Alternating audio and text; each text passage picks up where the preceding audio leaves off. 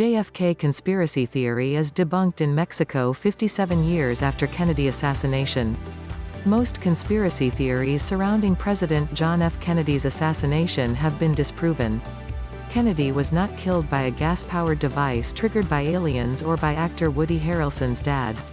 But speculation about Kennedy's November 22, 1963 murder in Dallas continues, fueled by unreleased classified documents, bizarre ballistics and the claim of assassin Lee Harvey Oswald, who was later killed on live TV while in police custody, that he was just a patsy.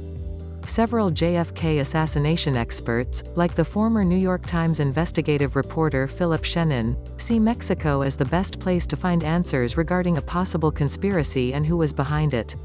Just over a month before Kennedy's killing, Oswald took a bus from Texas to Mexico City. He arrived Friday morning, September 27, 1963 and left very early on Wednesday, October 2, according to American and Mexican intelligence. Was Oswald a kind of rogue James Bond who went south of the border to consort with communists, Cuban revolutionaries and spies, or just a deranged killer? We found something everybody else missed. A hole in the story of the very man who started a tenacious conspiracy theory about Oswald's Mexico trip. Communist Mexico City. Mexico was a Cold War hotspot in the mid-20th century, a haven for Soviet exiles, American leftists fleeing the anti-communist persecution of McCarthyism and sympathizers with Cuba's Castro regime. Every communist and democratic country had an embassy in Mexico City, the only place in the Western Hemisphere where these enemies coexisted more or less openly.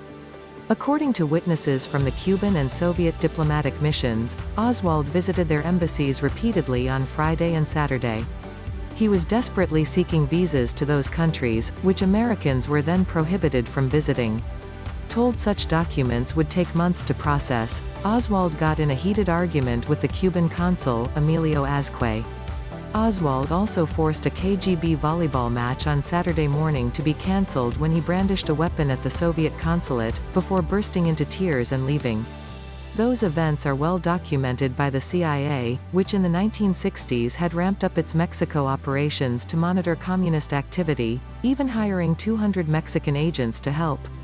The Mexican Secret Service, whose 1960s-era files Mexico has recently begun to declassify, also tracked Oswald on September 27 and September 28, 1963. Oswald's whereabouts for the next 3.5 days, however, remain unknown. A conspiracy theory is born. A main conspiracy about Oswald's undocumented time in Mexico City puts him in contact with dangerous Mexicans on the left side of the Cold War. This story originated in March 1967, when the American consul in the Mexican coastal city of Tampico, Benjamin Royal, was buying drinks for local journalists. One of them, Oscar Contreras Lartigue, a 28-year-old reporter for El Sol de Tampico, told Royal he'd met Oswald in 1963 when he was a law student at Mexico's National Autonomous University. Contreras said he'd been in a pro-Castro campus group and that Oswald had begged this group for help getting a Cuban visa. According to Contreras, Oswald spent 2 days with these National Autonomous University students, then met up with them again a few days later at the Cuban embassy. Evidently afraid for his life, Contreras wouldn't tell Royal much more. He said he himself had traveled to Cuba, knew people in the Castro regime and had blown up the statue of a former Mexican president on campus in Mexico City. Contreras feared persecution for his political activities. Contreras did say this wasn't the first time he was sharing his story though. After JFK was shot, Contreras told Royal he'd commented to his editor that he'd recently met Oswald.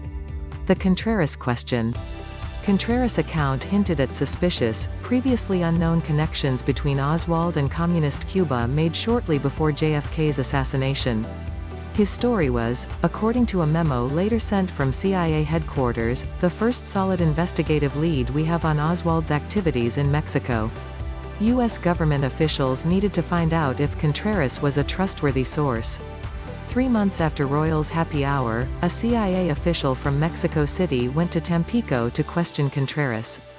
During the 6-hour interrogation, Contreras still refused to go into details, but he did say Oswald never mentioned assassination, only that he said repeatedly he had to get to Cuba. In 1978, a researcher from the U.S. House Select Commission on Assassinations named Dan Hardway went to Mexico to investigate the JFK assassination. He was unable to interview Contreras despite several attempts, but in an influential report warned his account should not be dismissed. The New York Times reporter Shannon, who interviewed Oscar Contreras for a 2013 book on the JFK assassination, also found Contreras credible. Shannon wrote that Contreras, whom he calls a prominent journalist, went much further in their interview than he had with the CIA, alleging far more extensive contacts between Oswald and Cuban agents in Mexico. Dan Hardway, who is now a lawyer in West Virginia, still believes Contreras. After reading Shannon's book, he reiterated in 2015 that Lee Harvey Oswald might have been part of a wider Cuban intelligence web. Hole in the web. Oscar Contreras died in 2016, so I could not interview him myself. But in my investigation, a minute detail of his biography grabbed my attention, an apparently overlooked contradiction that could undermine his entire story. In Contreras' telling, he fled the National Autonomous University campus and moved to Tampico around 1964. Yet Contreras also allegedly told his editor about his encounter with Oswald after the 1963 Kennedy assassination. College newspapers aren't common in Mexico, and Contreras was a law student. So how could he have had an editor in 1963? I thought his hometown paper, El Sol de Tampico, might hold the answer. Digging through its archives, I found that the newspaper ran a Sunday gossip column in the early 1960s called Crisol, or Melting Pot. Oscar Contreras became the reporter for Crisol on June 6, 1963, and continued writing the gossip column in September and October that year. While Lee Harvey Oswald was in Mexico City, Contreras was 300 miles away in Tampico. In flamboyant prose, faded back issues of the local paper show, he chronicled the sumptuous wedding receptions, quinceañeras and yacht excursions of Tampico's high society. 3 dark days.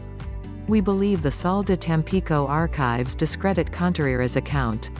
A political correspondent may live far from where his newspaper is published. But for a gossip columnist, that would be dereliction of duty.